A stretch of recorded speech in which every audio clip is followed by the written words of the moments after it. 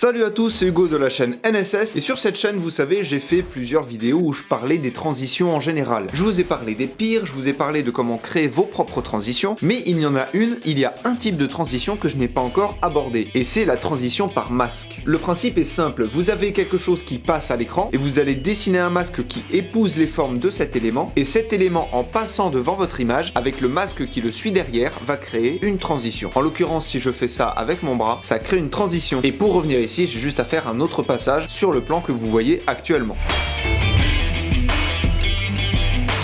Pour votre tournage, c'est pas compliqué. Vous allez prendre ce que vous voulez pour faire votre transition. Néanmoins, un élément qui est très intéressant pour faire une transition, c'est de passer devant, c'est de faire une transition avec son propre corps, ou avec le corps de quelqu'un. Une transition humaine, entre guillemets, c'est plus intéressant et plus esthétique que juste un objet bien droit qu'on va venir bouger nous-mêmes parce qu'on le tient dans la main. N'oubliez pas par contre une chose, c'est que l'élément qui va vous servir de transition doit se trouver sur le plan juste avant la transition, puisque c'est l'élément que l'on voit déjà qui va servir de transition. Le masque va suivre, le masque va épouser les formes de cet élément pour passer à la suite. Faire une transition avec des masques, c'est très long. Pourquoi c'est long? Eh bien, je vous propose de passer tout de suite sur Premiere Pro pour répondre à cette question.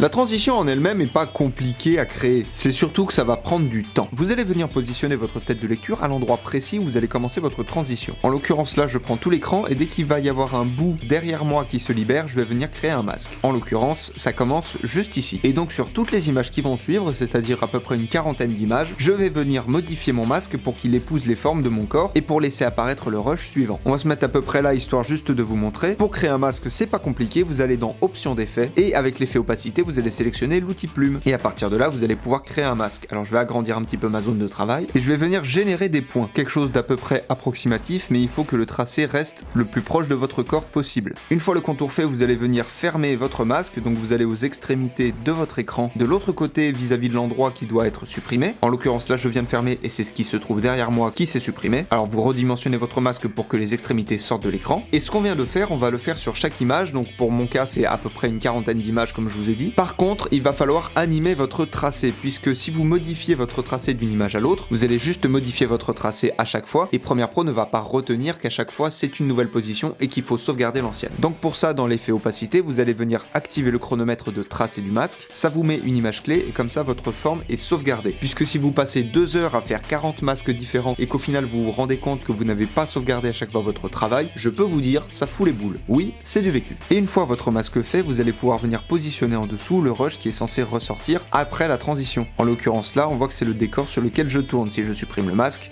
voilà. Je ne vous montre pas tout le processus de création des 40 masques parce que pour moi ça va être très long, je vous montre uniquement la version finale. Cette transition est très esthétique, très intéressante, visuellement parlant, mais elle est assez complexe à maîtriser et surtout elle prend beaucoup de temps. C'est pour ça que j'en fais quasiment jamais. J'en fais dans des gros projets, mais pas forcément pour mes vidéos comme ça, surtout si je fais une vidéo par jour. Mais là pour le coup, pour le montage de cette vidéo, je vais être obligé de m'y coller. Bref, sur ce, apprenez, utilisez et progressez dans vos montages. Bonne chance avec vos nouvelles transitions, je vous fais des bisous et à plus.